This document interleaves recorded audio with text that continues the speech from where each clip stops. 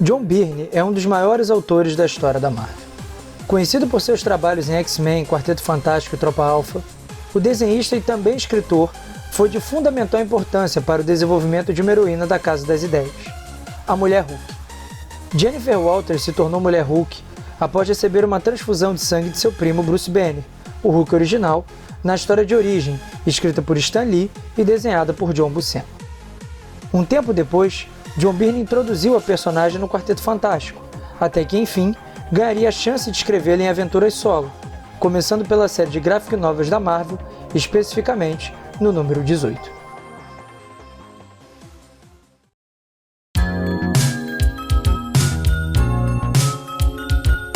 A graphic novel da Marvel número 18, a sensacional Mulher Hulk, publicada no ano de 1985, tem um enredo bem simples.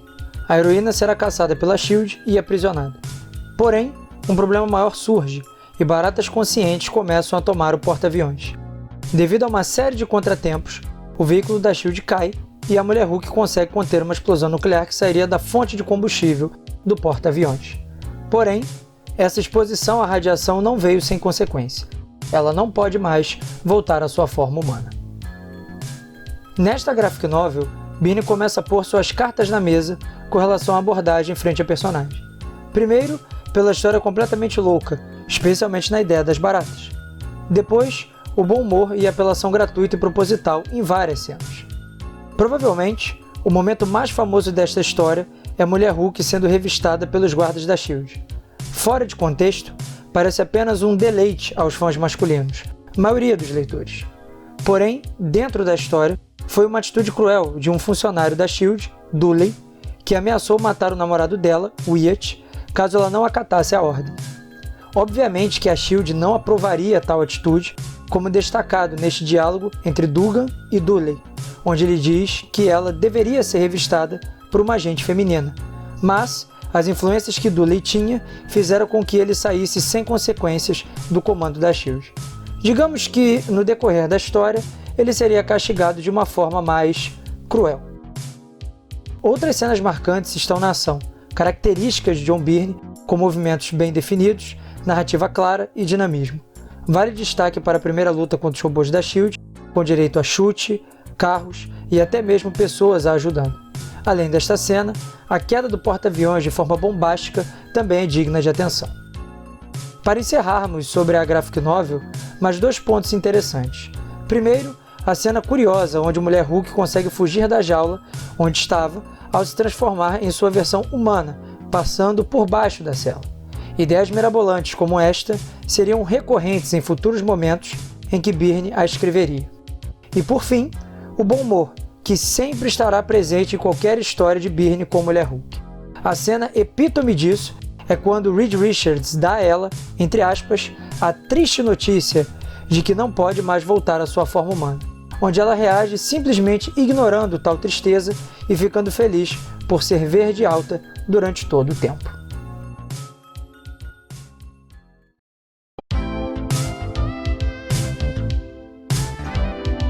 Em maio de 1989, John Byrne começaria a nova revista mensal da Mulher Hulk, com a personagem já ameaçando rasgar a coleção de X-Men de quem não comprasse.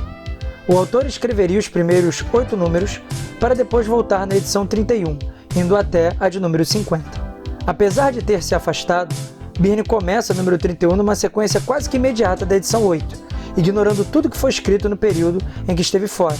E esse fato é incorporado na capa da revista, com Mulher Hulk o carregando, não deixando ele pôr o número 9 no canto esquerdo do quadrinho. Assim como na graphic novel, Byrne usaria da irreverência e sensualidade da personagem, mas agora usando e abusando de um outro recurso, a quebra da quarta parede. Durante todas as histórias, teremos Mulher Hulk falando com o autor, elogiando ou reclamando daquilo que John Byrne tinha como ideias para as histórias. Veremos Mulher Hulk descansando com os vilões até que a página voltasse para que a ação recomeçasse, e até mesmo a editora Renée Witterstaetter discutindo com John Byrne sobre o que seria melhor para fazer com a história. E, também, uma das mais clássicas formas de quebrar a quarta parede, a ida de um lugar para o outro apenas trocando de quadrinho. As capas também entravam na brincadeira, tirando sarro das artes mentirosas que traziam momentos que nunca aconteceriam na história. Além disso, muitas piadas com o abuso da sensualidade da heroína, que já apareceu coberta pelo selo do Código dos Quadrinhos, o sistema de censura da época, e também toda encasacada, ironizando suas capas com menos roupas. Na fala da própria, não é justo me acusar de vaidade, apenas alimento controvérsia.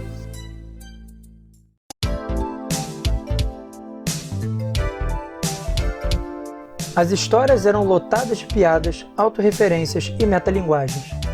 Nenhum enredo deixava de ter uma ideia bizarra, seja o personagem Nick St. Christopher, os arcos cósmicos que contaram até mesmo com a participação do povo Aspargo, dizimado em Fênix Negra que foi desenhada pelo próprio Byrne, o veículo voador de Mulher Hulk, as constantes mudanças na aparência de sua amiga Wheezy e Sprague, a Colina Viva.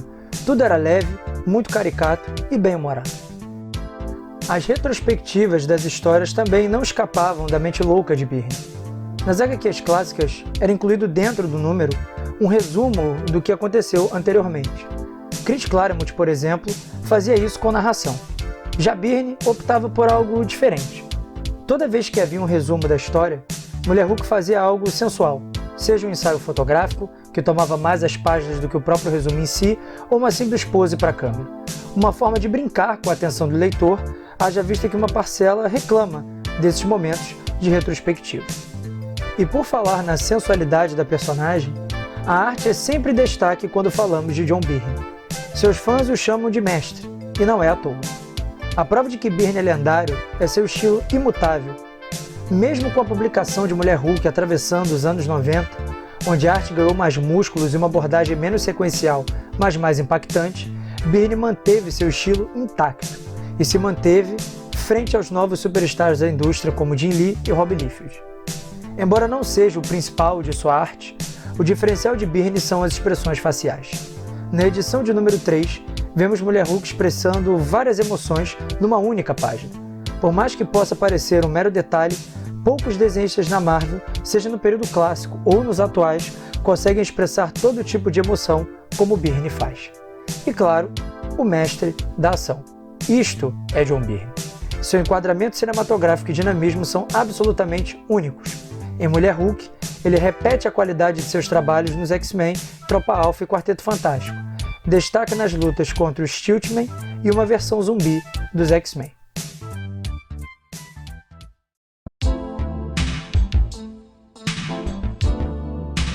Os 5 primeiros números de Mulher Hulk são uma referência aos 5 primeiros números do Quarteto Fantástico, de Stan Lee e Jack Kirby. No segundo número, ela enfrenta os Homens-Sapo, uma ameaça alienígena, assim como o Quarteto Fantástico enfrentou os Skrulls em sua número 2. No quarto número, a Mulher Hulk encontra a Loira Fantasma, uma personagem da Era de Ouro dos quadrinhos, assim como o Quarteto encontrou Namor no seu número 4. E a prova de que isso foi proposital é que tanto Mulher Hulk quanto sua amiga Wheezy, a Loira Fantasma, notam isso, em mais uma recorrente quebra de quarta parede. Para respeitar a sequência do Quarteto Fantástico, no quinto número, ela deveria enfrentar seu maior vilão. Enquanto os 4 Fantásticos enfrentaram o Dr. Destino, ela enfrentou o Dr. Bong, vilão de Howard o Pato, no número onde ela é aprisionada no programa de TV e se encontra com os Flintstones, os Jetsons e até mesmo o Robocop. Para se livrar do Doutor, ela literalmente rasgou o quadrinho em mais uma das muitas quebras de quarta parede presentes, com Byrne à frente do título. Simplesmente genial. O momento mais sentimental do run de Byrne ocorre num especial de Natal, na edição número 36. Seu pai alega estar feliz por vê-la realizada, mas triste, pois queria ver sua velha Jennifer de volta. Isso entristece Mulher Hulk profundamente, já que desde sempre sabemos do seu desejo de estar em sua forma verde gigante a todo momento. Porém, como a mãozinha de um presente do personagem Nick St. Christopher, na edição 8, e assim referenciado na história, ela faz o desejo de seu pai e fica na forma humana. Um milagre de Natal, cortesia de John Byrne. Na edição 37, temos algumas páginas em branco, até que Mulher Hulk aparece, rasga a folha e reclama que Byrne estaria repetindo o mesmo recurso que usou em Tropa Alpha, quando numa edição focada na heroína Pássaro de Neve, usou páginas em branco apenas com balões e onomatopeias.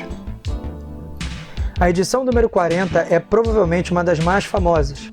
As primeiras páginas do quadrinho nada mais são do que Mulher Hulk nua, girando para que ninguém veja nada muito, digamos, polêmico. Isso mesmo, mera sensualidade gratuita que é interrompida pela editora da revista René.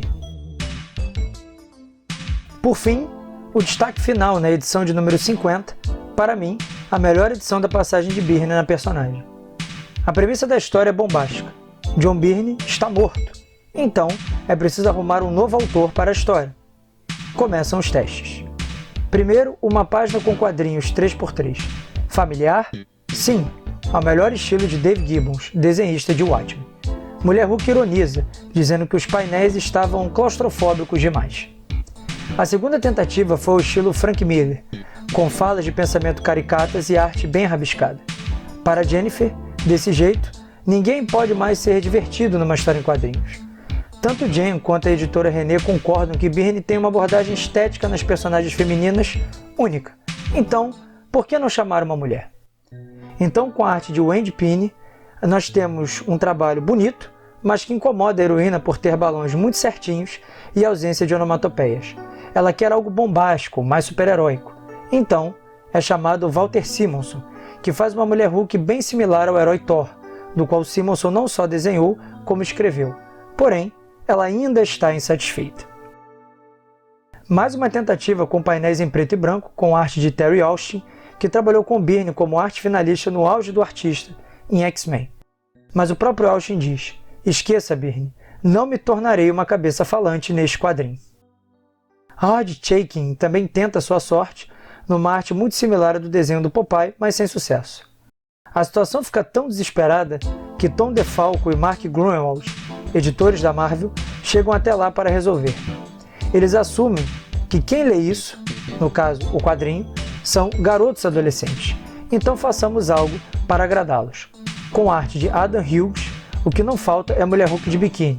Porém, para a heroína, isso é óbvio demais e estaria esquecendo as mulheres que também liam suas histórias. Com Howard Mack, mulher Hulk se rende à arte bombástica e gigantesca dos anos 90. Segundo ela, nenhum arte finalista conseguiria salvar aquele trabalho. A última carta na manga da editora René foi a dupla Michael Erie e Todd Britton, que entregaram uma história mais completa, que agrada mais a mulher Hulk e que também seriam os autores que seguiriam com a saída de John Byrne. Porém, ao ir até o seu guarda-roupa, ela encontra Byrne preso. Ele não morreu, mas sim estava tentando ser poupado por René, que alegava que ele estava trabalhando demais. E quem disse que o autor principal da mulher Hulk não tinha suas cartas na manga? A pequena mulher Hulk, de John Byrne, não agrada em nada a heroína, que joga o autor para o alto e derruba ele de seu apartamento. Pois é, gente, John Byrne nos quadrinhos estava definitivamente morto. Mulher Hulk diz que morte vende, e a morte de um superego venderia tanto quanto a morte do Homem-Aranha, ironizando a arrogância já característica do autor.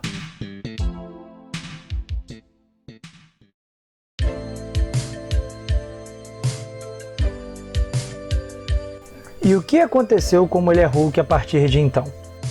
Sem dúvidas, a personagem não teve mais o mesmo brilho da fase de Byrne. Ela conseguiu emplacar aparições dos desenhos animados do Hulk, Quarteto Fantástico e uma vaga no jogo de luta Marvel vs Capcom.